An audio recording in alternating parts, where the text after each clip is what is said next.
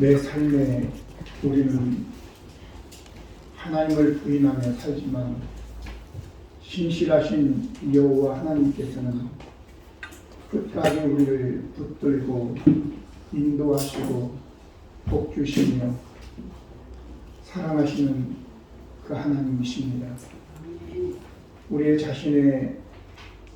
자신을 신뢰하지 않고 오직 여호와 하나님만을 신뢰하며 살아갈 수 있는 성도들로 주님 역사하여 주시기를 원합니다. 오늘 시간도 주님께서 우리에게 말씀하시고자 할 때에 사무엘처럼 주의 종이 듣겠으니 말씀하옵소서 라는 자세를 가지고 하나님의 말씀을 경청하게 하여 주시옵소서. 말씀이 역사함으로 우리의 속사람이 변화되고 새로워져서 하나님이 기뻐 사용하시는 준비된 나귀 새끼 같은 자들 되게 하여 주시옵소서. 오늘도 부족한 것을 세우셨으니 성령의 권세로 말씀을 증거하여 우리 성도들에게는 생명의 말씀 되게 하여 주옵소서. 우리 구주 예수 그리스도의 이름으로 기도드립니다. 아멘.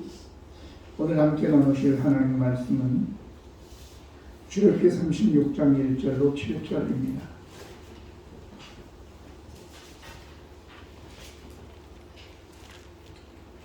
부살렐과 오홀리압과 및 마음이 지혜로운 사람 곧 여호와께서 지혜와 총명을 부으사 성소에 쓸 모든 일을 할 줄 알게 하신 자들은 모두 여호와께서 명령하신 대로 할 것이니라.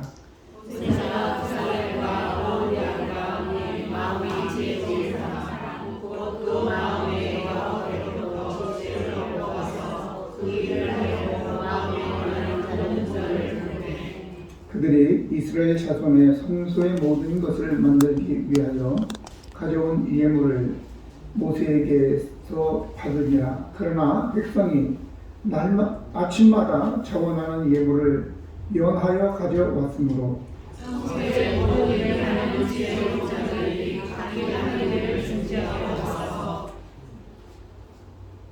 모세에게 말하여 이르되 백성이 너무 많이 가져오므로 여호와께서 명령하신 일에 쓰기에 남음이 있나이다. 모세가 명령하기에 그의 지식에 공부하려되 남녀를 하고 성소에 그의 예물을 다시 만들지 말라 하며 백성의 가져오기를 그치니 같이 읽습니다. 있는 자녀가 모든 일을 하기에 넉넉하여 나는 있었더라. 아멘. 저는 오늘 드리는 말씀이 어떤 물질적인 의미로만 받아들여지지 않기를 바랍니다. 하지만 어쩌겠습니까? 우리는 우리 자신이 육신을 입고 있고 발에 땅을 딛고 사는 사람이 말입니다. 어느 날 한 임금이 이게 후궁들을 모아놓고 그리고 궁중에 있는 보석들을 다 가져오라 명하여 그 후궁들을 시험하였습니다. 너희가 좋아하는 것들 다 가져라 마음껏 그렇게 했을 때에 후궁들은 서로 좋은 것을 차지하려고 아수라장이 되었습니다. 그런데 그때 한 후궁은 미동도 하지 않고 그냥 왕의 얼굴만 바라보고 있었습니다. 이상한 생각이 든 우리 왕이 너는 왜 보물들을 안 가지고 내 얼굴만 바라보느냐 이렇게 이야기했을 때에 그 후궁이 내가 가장 아끼는 보물은 바로 전하이십니다 라고 했어요. 그 이후의 사건은 어떻게 됐는지 알겠죠? 에스더서 2장에 보면 15절에 헤게라고 하는 내시가 이게 후궁이 아니라 왕비를 다시 뽑게 되어지는데 와스디아라는 왕후가 왕의 말을 듣지 않자 폐거시키고 이제 모든 나라에 방을 붙여서 새로운 왕비를 뽑게 되어지는데 그들은 6개월, 1년을 이제 여러 가지 좋은 향유, 향품 뭐 여러 것을 주어서 그들을 이제 준비시키고 난 다음에 그리고 왕이 불러가는 겁니다. 그런데 거기에 15절에 뭐라고 있냐면 내시 해계가 정한 것 외에는 이 에스더 하닷사라고 하는 이 에스더는 아무것도 더 이상 구하지 않았다 이렇게 얘기합니다. 오늘 우리에게 만약 이런 상황이 주면 때는 이때다. 내가 이 많은 아가씨들 중에 왕으로 뽑힐지 안 뽑힐지도 모르는데 이때 한번 호강해보자. 아마 그런 자세로 막 이것저것 막 달라고 했을 수도 있는 겁니다. 그런데 이 에스더는 그렇지 않았다. 정한 것 외에는 더 이상 구하지 않았다라고 얘기하고 있습니다. 오늘 우리가 신앙생활하면서 우리가 과연 원하는 것이 무엇인가요? 바로 우리가 원하는 것은 예수 그리스도 한 분이면 족한 줄로 믿습니다. 그래서 오늘 우리가 예수 믿고 뭐 이것저것 잡다한 복을 받으려고 하지 말고 예수님만 취하시기를 바랍니다. 그러고 난 다음에는 다른 거는 문제가 안 돼요. 성경에 마태복음 6장 33절에 너희는 먼저 그의 나라와 의를 구하라. 그리하면 이 모든 것을 너희에게 더하시겠다 라는 그런 말씀이 기록되지 않았습니까? 오늘 금요일날 우리가 경건에 대해서 자족에 대해서 함께 나누었는데 바로 경건은 자족하는 마음이 경건에 큰 이익이 된다라고 하면서 너희가 먹을 것과 입을 것이 있은즉 이제 만족해하라 그렇게 말씀을 나누었습니다. 오늘 지혜와 총명은 바로 여호와께서 부어주시는데 오늘 제목이 감동함이 넘친다 라는 말씀에 대해서 오해가 없기를 바라면서 말씀을 드린 거고 오늘 본문에는 사실 감동이라는 단어가 나오질 않아요. 그런데 35장 34절에 감동받은 사람들이 그러면서 이게 계속 연결이 되어지기 때문에 감동하면 넘친다라고 제목을 붙인 것입니다. 오늘 지혜와 총명은 여호와께서 부어주시는데 1절에 보면 부살렐과 올리압과 그 마음이 지혜로운 사람 곧 여호와께서 지혜와 총명을 부으사 성소에 쓸 모든 일을 할 줄 알게 하신 자들은 모두 여호와께서 명령하신 대로 할 것이니라 라고 했습니다. 지혜와 총명은 여호와께서 부어주신다 라고 말씀하셨죠. 그런데 어떤 사람에게 부어주시죠? 하나님께서 지혜를 부어주시려면 부음을 받을 그릇이 준비되어져야 되지 않겠습니까? 시골 장날 보면 지금은 아마 없을 건데 뻥튀기 아저씨들이 분명히 거기에 있죠. 초입이나 이런 곳에 뻥튀기 아저씨들이 있는데 어떤 어머니가 어린 아들 하나 데리고 손을 붙잡고 가는데 이 아들이 엄마 손을 자꾸 끌어서 뻥튀기 아저씨에서 벗어나지 못하도록 자꾸 엄마 손을 잡아 끌어서 거기에 있는 것입니다. 뻥튀기 아저씨가 그걸 다 보고 이 아이가 이 뻥튀기를 먹고 싶어 하는구나 라고 눈치를 챘어요. 그리고 있을 때에 아저씨가 야, 한 주먹 집어서 먹으라 그러니까 이 아이가 가만히 있는 거예요. 가만히 미동도 하죠. 가만히 있었어요. 그래서 딱 보니까 이 아저씨가 눈치를 챈 거죠. 저 손으로 집어봤자 얼마나 좋겠냐 싶어가지고 옷 벌려라 그랬더니 앞치라고 쫙 위에 벌리니까 뻥튀기가 거기다가 쿵쿵 추니까 그만큼 가지고 그리고 이제 기분 좋게 먹으면서 갔다라고 하는 거죠. 우리가 어떤 준비를 하느냐에 따라서 한 주먹이 될 수도 있고 그 아이처럼 지혜로우면 많이 얻어갈 수도 있는 거죠. 오늘 우리가 준비한 것만큼 하나님께서 지혜를 주실 줄로 믿습니다. 그러면 우리가 하나님께서 우리에게 지혜를 주시는데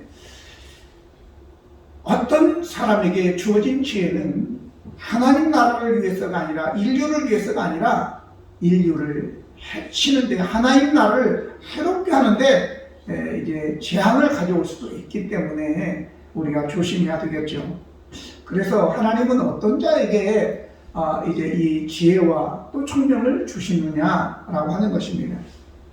잠언서 9장 10절에 보니까 여호와를 경외하는 것이 지혜의 근본이고 거룩하신 자를 아는 것이 명철이다 라고 얘기했고, 잠언서 1장 7절에는 여호와를 경외하는 것이 지식의 근본이거늘 미련한 자는 지혜와 훈계를 멸시한다 라고 얘기합니다. 그래서 하나님께서 지혜는 하나님을 경외하는 것인데, 경외라는 거 하는 것은 바로 이제 자신의 한계를 알고 그리고 하나님을 신뢰하고 존경하며 크신 하나님의 하나님을 두려워하는 마음인 것입니다. 이런 사람은 어리석은 자신을 과신하지 않고 자기 자신을 믿고 살지 않고 신실하신 여호와 하나님을 이제 의지하며 하나님의 말씀을 소중하게 여기며 살아가며, 또한 자신의 사명이 무엇인지를 따져보고 하나님 중심으로 살려고 애쓰는 사람인 것입니다. 이런 사람에게는 하나님께서 모든 일에 지혜와 총명을 주셔서 하나님의 나라와 교회 그리고 이 사회에 공헌하여 이바지할 수 있도록 그렇게 지혜와 총명을 주시는 줄로 믿습니다. 두 번째는 어떤 자에게 또 지혜를 주시느냐, 바로 구하는 자에게 지혜를 주신다라고 얘기하고 있습니다.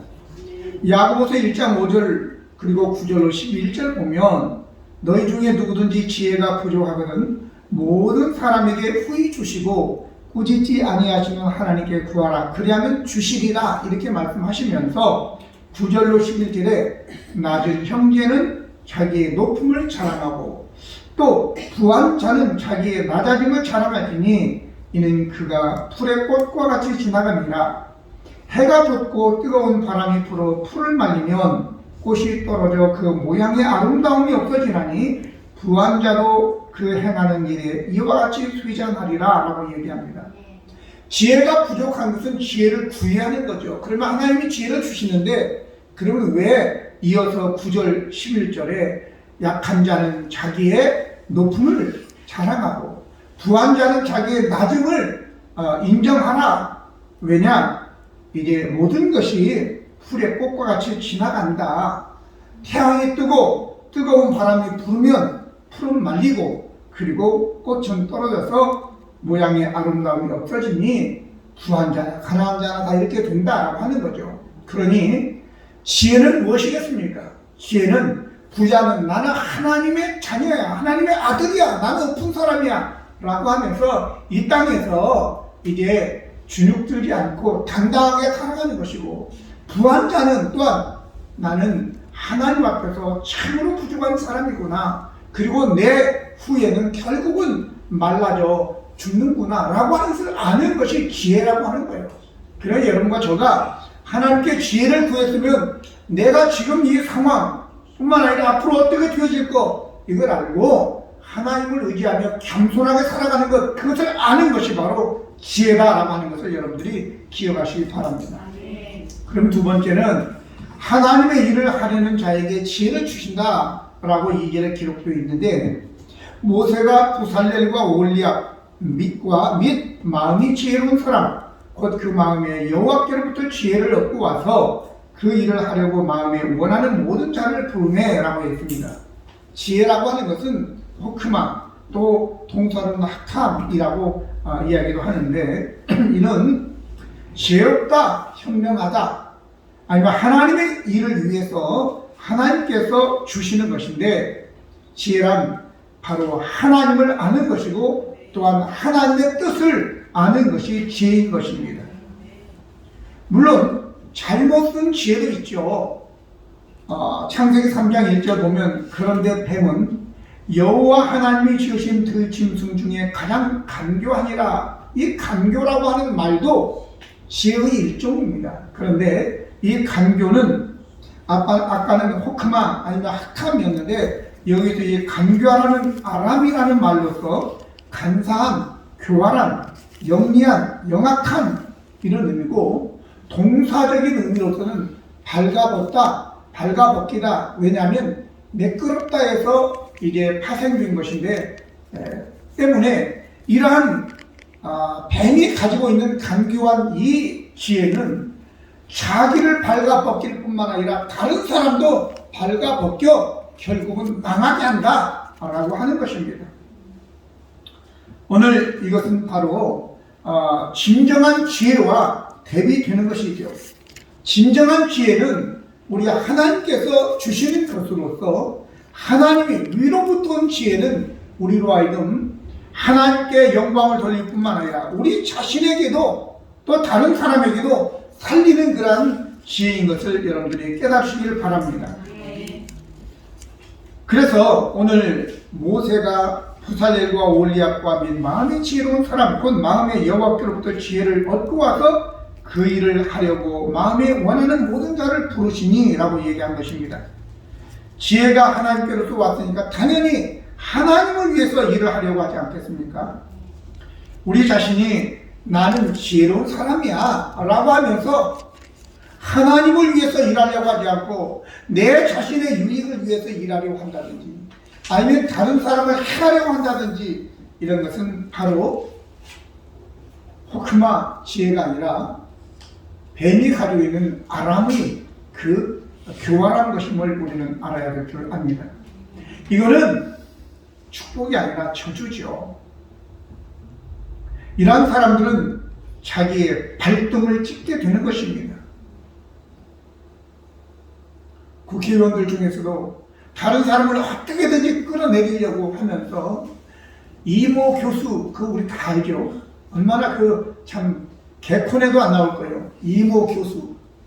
이모 교수가 이 시선을 가진 교수인데, 그 아이의 이모, 친척 이모가, 그 논문을 도와줬다. 이렇게 하면서 끌어내리려고 했다가 그게 아닌데, 이 시선을 가진 교수인데, 이 얘기 했는데도 말 한마디 없는 거예요. 뭐 자기가, 아이고, 성급해서 이렇게 했으면 참 사람이 실수할 수가 있으니까 좋을 텐데, 말 한마디 않고 그냥 유야무야 넘어가고 있는 그게 바로 우리만 그 사람만이겠느냐? 우리 모두가 다 이런 자 아니겠느냐? 오늘 하나님께서는 지혜를 주시는데 하나님의 일을 하게 하기 위해서란 말이죠. 창세기 6장 8절을 보면 그러나 노아는 여호와께 은혜를 입었더라 라고 얘기하고 있습니다. 그러면서 15절에 내가 만들 방주는 이러하니 그 길이는 300규빗, 너비는 50규빗, 높이는 30규빗이라 그랬습니다. 예, 누가 세월호의 그 배하고 좀 비교해 놨더라고요. 높이만 세월호가 더 높지 거의 비슷해요. 그런데 용량은 이 노아 방주가 훨씬 크죠. 근데 문제는 이 노아가 선박업자였어요. 통나무도 아니고 무슨 뭐 고기 잡는 어선도 아니고 이렇게 어마어마한 배를 만든다? 이게 누가 계산을 했는데 이렇게 계산했어요. 한 양에, 이게 한 칸에 240마리를 실을 수 있는 객차가 522개 분량이래요. 계산을 해보니까 125,280마리의 양을 실을 수 있는 양이에요. 어마어마한 거죠. 근데 이 노아는 선박업자도 아닌데 그 큰 것을 어떻게 지었냐고. 바로 하나님께서 지혜와 총명을 주신 것이다 라고 밖에 볼 수 없다는 것이죠. 할렐루야. 자, 이제뿐만 아니라 감리한 갈릴리 어부가 생각이 나더라고요.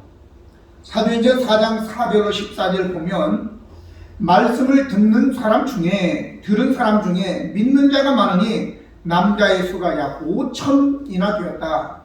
이튿날 관리들과 장로들과 서기관들이 예루살렘에 모였는데 대제사장 안나스와 가야바와 요한과 알렉산더와 및 대제사장의 문중이 다 참여하여 사도들 가운데 세우고 묻되 너희가 무슨 권세로 누구의 이름으로 이 일을 행하였느냐라고 하니까 베드로가 성령에 충만하여 이르되 백성의 관리들과 장로들아 만일 병자에게 행한 착한 일에 대해서 이 사람이 어떻게 구원을 받았느냐고 오늘 우리에게 질문한다면 너희와 모든 이스라엘 백성들은 알라. 너희가 십자가에 못 박고 하나님이 죽은 자 가운데서 살리신 나사렛 예수 그리스도의 이름으로 이 사람이 건강하게 되어 너희 앞에 섰느니라.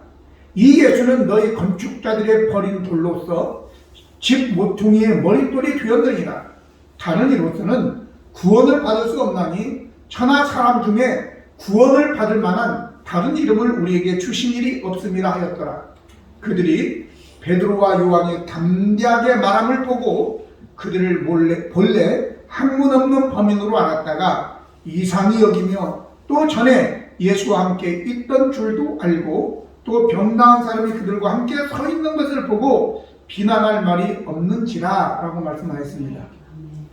여러분, 대제사장들과 가문, 관리, 서기관들, 이 사람들은 다 배운 사람들이에요. 권력자들이에요. 그런데 지금 여기 베드로와 요한은 저 나사렛 출신 갈릴리 어부예요. 그들은 제대로 공부도 못한 사람들이에요. 근데 이렇게 담대하게 예수가 그리스도라고 하는 것을, 구원자라고 하는 것을 저들 수천 명 앞에서 조금도 두려움이 없이 담대하게 외치고 있는 이 베드로와 요한, 우리가 바로 이것은 베드로가 성령이 충만하여 라고 한 것입니다. 바로 성령이 충만함으로 감동되어 지혜와 총명이 충만해서 얼마나 이 말씀이 하나 군더더기도 없고 그대로 예수가 그리스도임을 어떻게 이렇게 설득력 있게 능력 있게 전할 수 있겠느냐 말이죠. 저들의 말과는 전혀 다른 거죠. 예수님께서도 말씀을 증거할 때 그는 바리새인과 서기관과 같이 아니하고 권세가 있다 그랬습니다. 할렐루야. 이렇게 바로 반박 불가. 오늘 보면 비난할 말이 없는지라라고 그랬어요. 왜? 나면서부터 이런 안전병이 된 자가 고침받고 거기에 그냥 서 있는 거야. 보이고 있는 거야. 그러니 뭐라고 얘기하겠는데요? 오늘 저와 여러분, 다음은 지혜로운 사람들이 그 일을 하려고 하였는데 바로 그 일이 뭐냐? 바로 성소와 관련된 모든 일이다라고 하는 것입니다. 오늘 3절에 보면 그들이 이스라엘 자손의 성소의 모든 것을 만들기 위하여 가져온 예물을 모세에게서 받으니라. 그러나 백성이 아침마다 자원하는 예물을 가져왔으므로 라고 얘기하고 있습니다. 오늘 본문에 1절, 3절, 4절, 6절에 4번에 걸쳐서 성소라는 단어가 반복되어 있죠. 성소는 물론 오늘의 교회를 이야기하겠습니다. 성전. 근데 왜 성소를 반복했을까요? 성소란 말은 코데시라고 하는 히브리 말로서 분리되었다, 신성하다, 거룩하다, 또 성도라는 의미도 같이 가지고 있는 것입니다. 이거는 이제 성결하다, 깨끗이 하다, 봉헌하다, 성별하다라는 동사에서 온 명사형인데, 결국 성소의 모든 것들이 한은 성소는 거룩한 곳이니 거룩한 것들을 만드는 것이다 라고 하는 거죠. 오늘 과연 우리는 그러면 성도, 거룩한, 구별된 이걸 이야기하는데, 내 삶은 구별되어 있고 내 삶은 성결하며 깨끗한가 한번 우리 자신을 돌아봐야 될 줄로 믿습니다. 만약에 우리가 더럽혀진다면 어떻게 될까요? 하나님의 나라에 들어가기 합당하지 못하다라고 고린도전서 6장 9절로 11절에 기록되어 있는 것입니다. 불의한 자가 하나님의 나라를 유업으로 받지 못할 줄을 알지 못하느냐? 미혹을 받지 말라. 음행하는 자나 우상 숭배자나 간음하는 자나 탐색하는 자나 남색하는 자나 도적이나 탐욕을 부리는 자나 술 취하는 자나 모욕하는 자나 속여 빼앗는 자들은 하나님의 나라를 유업으로 받지 못한다 라고 얘기합니다. 그런데 너희 중에 이와 같은 자들이 있더니 주 예수 그리스도의 이름과 우리 하나님의 성령 안에서 씻음과 거룩함과 의롭다 하심을 받았다. 사실 우리가 과거에는 다 하나님의 나라를 유업으로 받지 못할 상태였는데 예수 그리스도의 보혈로 씻음받고 성령으로 씻음받아 이제 하나님의 나라에 들어갈 자가 된 것입니다. 그런데 예수님께서 요한복음 2장 13절로 16절 보면 유대인의 유월절이 가까운지라 예수께서 예루살렘으로 올라가셨더니 성전 안에서 소와 양과 비둘기 파는 사람들과 돈 바꾸는 사람들이 앉아있는 것을 보시고 노끈으로 책찍을 만드셔서 양이나 소를 다 성전에서 내쫓으시고 돈 바꾸는 사람들을 돈을 쏟으시고 상을 엎으시고 비둘기 파는 사람들에게 이르시되 이것을 여기서 가져가라. 내 아버지 집으로 장사하는 집을 만들지 말라 하셨다고 얘기합니다. 오늘 코데시 성도, 이 성전은 거룩한 곳이어야 되는데 우리의 마음이 이런 것들로 상업적으로 우리의 마음이 채워지거나 돈으로 채워지거나 양이나 소나 이런 것들로 채워지게 되면 우리 주님이 또 끈을 만드시고 그리고 양이나 소를 쫓아내시고 돈통을 다 엎어버린다 라고 하는 것을 우리가 기억해야 될 줄로 믿습니다.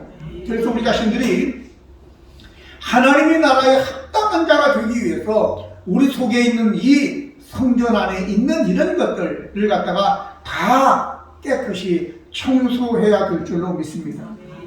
그래서 우리 마음속에 있는 무엇을 먹고 마시고 입을까, 무엇을 더 취할까 하는 그런 마음들, 강도의 불열 같은 그런 마음들을 다 우리가 청소해내서 하나님 나라에 합당한 자가 되기를 바랍니다. 마지막으로 이제 감동되면 넉넉하게 된다라고 얘기를 했는데, 아까 말씀드린 바와 같이 감동이라는 단어는 35장 34절에 기록이 되어 있는데, 감동이 뭐냐? 감동이라고 하는 것이 바로 나사라는 단어로서 들어올리다라고 하는 것입니다. 그런데 보니까 감동이라는 단어가 굉장히 많더라고요. 많다라고 하는 것은 그만큼 많이 쓰인다라고 하는 거죠. 서양 같은 데서는, 그냥 미국에서는 밥이 주식이 아니고 빵이 주식이니까 그냥 벼도 라이스, 쌀도 라이스, 밥도 라이스, 다 라이스로 통하죠. 그런데 우리는 쌀하고 벼하고 밥하고 다 분별을 하죠. 구별을 못하는 사람이 어디 있어요? 달라요. 라이스가 아니에요, 우리에게는. 벼, 쌀, 밥 다 다르죠. 자, 거기다가 또 뭐 진밥, 또 된밥, 뭐 흰밥까지 여러 가지가 더 있겠죠. 자, 그러면 오늘 이만큼 우리가 감동이라고 하는 것은 들어 올리는 것이고, 또 뿐만 아니라 감동은 또 찌르다라는 의미도 있습니다. 그리고 어떤 것에 대해서 눈을 뜨다라는 의미도 있고요. 그 다음에 만지다라는 의미도 있고, 그리고 또 가져오다, 일어나다, 이런 여러 가지가 의미가 있는데, 감동이라고 하는 단어가 연관되어 있는 것이 뭐냐? 머리가 감동되다, 그런 거 아니죠. 내 손이 감동되어서, 감전이지, 그거는 감전. 감동이 아니라 감전되는 거죠. 그래서 마음이 감동되는 거죠, 마음이 감동되면 생각도 감동되고 손도 감동되어서 행동하게 되는 거죠. 할렐루야. 그래서 여기에 모세에게 말하여 이르되 백성이 너무 많이 가져오므로, 왜? 감동되어서 가져오는 거죠.